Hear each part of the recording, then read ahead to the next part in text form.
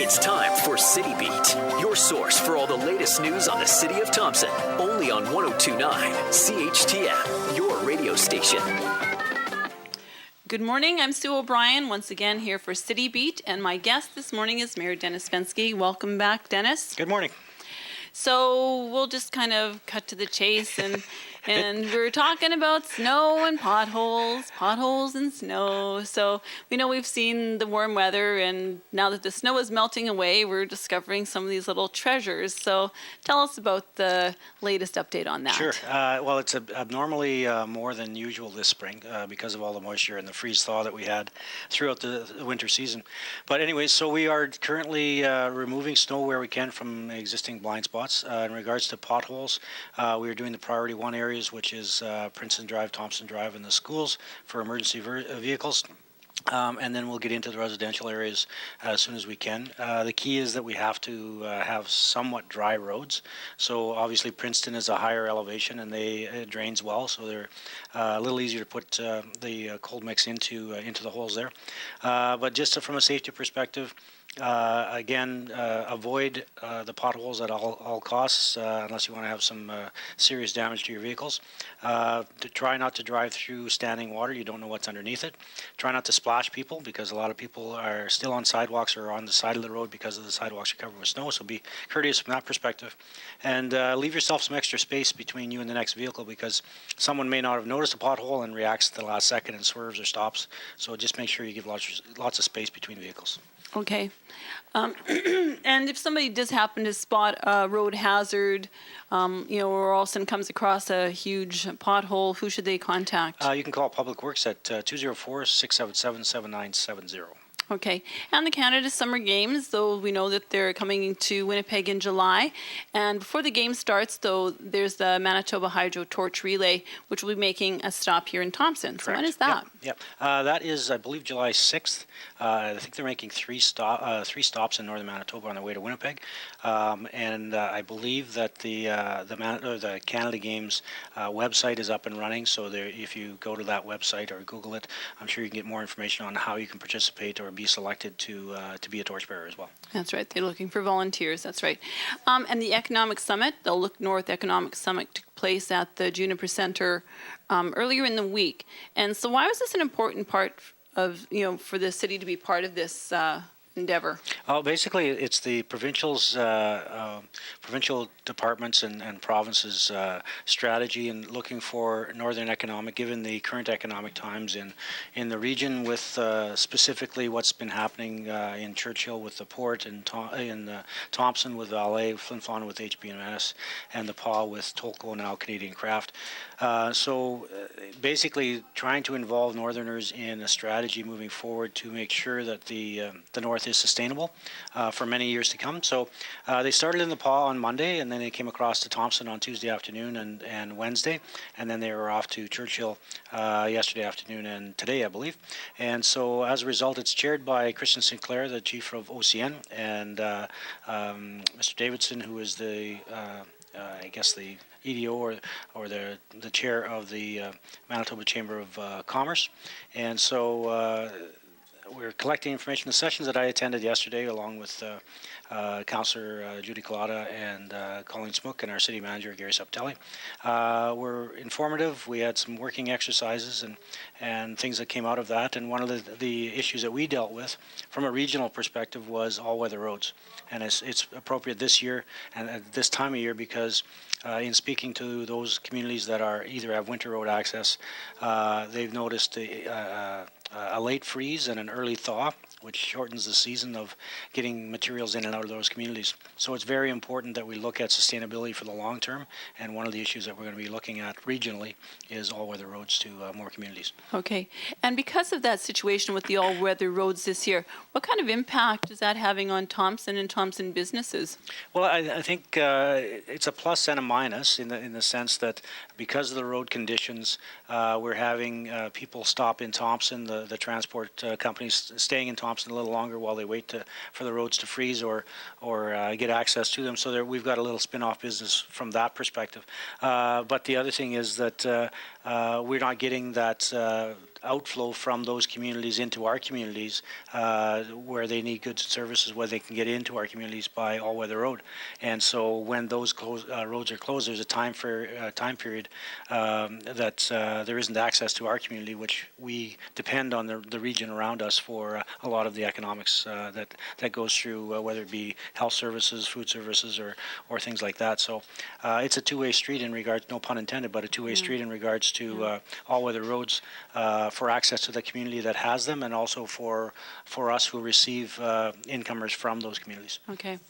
And with the economic summit that was going on, I know there's been a lot of talk of trying to focus on tourism. Was that another big issue? Yeah, absolutely. That was discussed. It falls within the initiative of the province of Manitoba, who've put some extra money into tourism. We've got a couple things happening in One North, which is the program out of Churchill and the Churchill region. The federal government has put $4.6 million into the region to develop tourism initiatives and other initiatives to make the region, and especially around the Churchill area, sustainable. So that was part of the discussion, but also the long-term discussion on how do we grow businesses, how do we retain existing businesses, how do we attract new businesses, the idea of entrepreneurship, how do you develop local entrepreneurship to have people invest in their own community. And a really good story was a guy by the nickname of Shorty, who won the Manitoba Saskatchewan Entrepreneur Program award for his startup business, which is a really good feel-good story for him. And quite proud to hear his story and that he's a resident of Thompson and things are going well. So that's how things start. It's just an idea. Yeah, exactly. I know he was in our trade show last year, and he'll be in again this year. And it's interesting to see when people are taking things like he's I guess refurbishing items, and it comes along, and his work is beautiful. So I really encourage people to come and check that out. Definitely. For sure. Wait time reduction meeting. The province's wait time reduction task force community meeting is at the VRCC tomorrow afternoon. It starts at 4:30. So will the city have any representatives at the meeting? Yeah, I'm sure that staff will be attending, just to I guess add our opinions into the issues that we hear from residents in regards to wait times at the emergency center, and from not only from Thompson, but when people travel south to Winnipeg to receive services, or if they have to attain emergency services in Winnipeg, there's extended wait times there as well. So it will be a good discussion, and we'll see what comes out of it in regards to a strategy in reducing the wait times in the province of Manitoba. Yeah. And what would you say to get the public out to come and get their input heard? Well, I think that's the key, is you have to come out and be heard. It's easy to sit on the sidelines and complain about this and that, but the province and the local regional health authority need to know what the issues are, what are the pinch points, what are the personal experiences, so that they can react to them. If they're not hearing anything, then let's assume that there's not a problem that's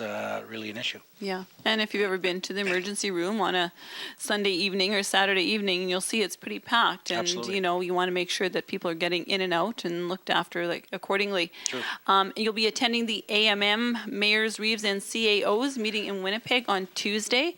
You're going with Councillor Duncan Wong, and City Manager Gary Sepatelli.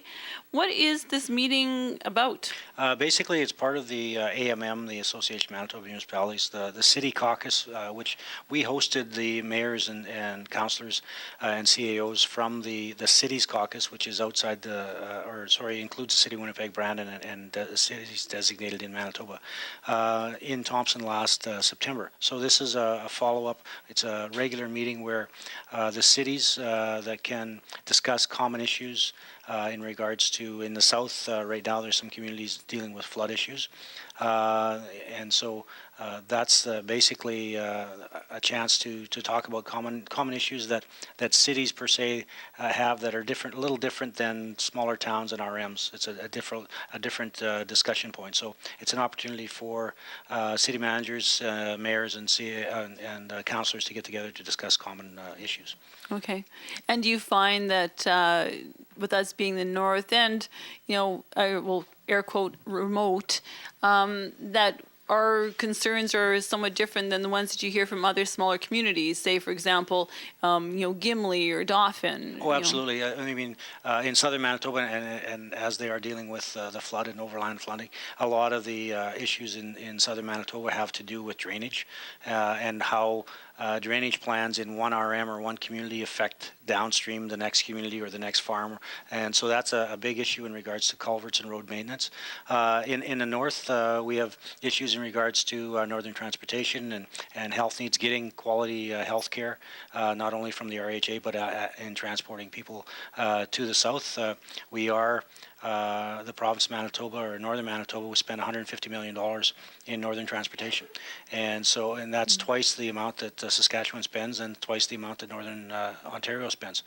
So that's one of the strategies that we need to look at, is how can we provide services locally so that we don't have to transport people south for non-emergent or things that can be done at the local level. Okay. And I just have one other little question I want to ask about. It's about our transportation in the north. We know that our bus service has been drastically reduced, and now Saskatchewan is looking at the same thing. They have I know people in Creighton and a lot of those northern areas, they're not going to be able to get bus service. So what's the status with ours? I mean, I know a lot of people, you can't afford to fly down.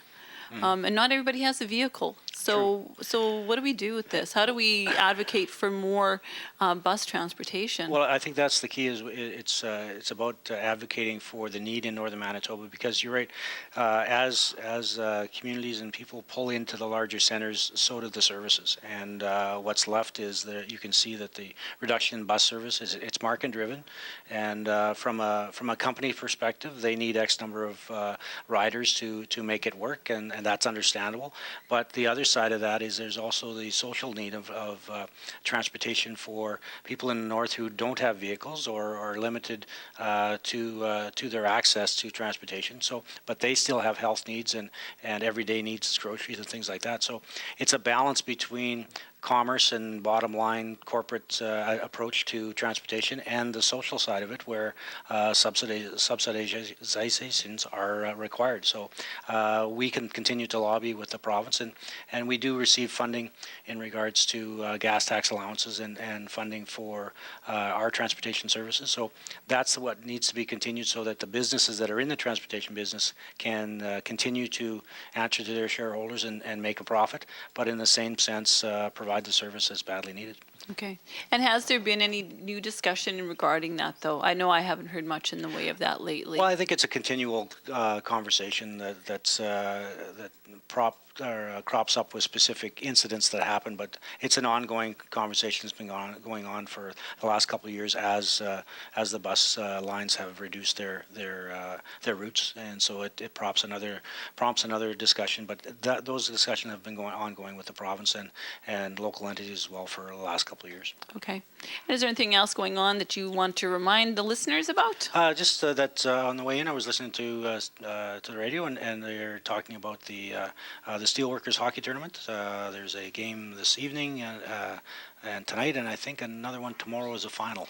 And so if you want to drop down to the VRCC to see some late hockey in regards to the season, I know that the playoffs are around the corner for some teams in the NHL, unfortunately not mine. But if you still want to see some live hockey, come down to VRCC and take in the Steelworkers tournament. All right. Well, I encourage everybody to go down there. Well, that's it for this edition of City Beat here on 102.9 CHTM. I'm Sue O'Brien.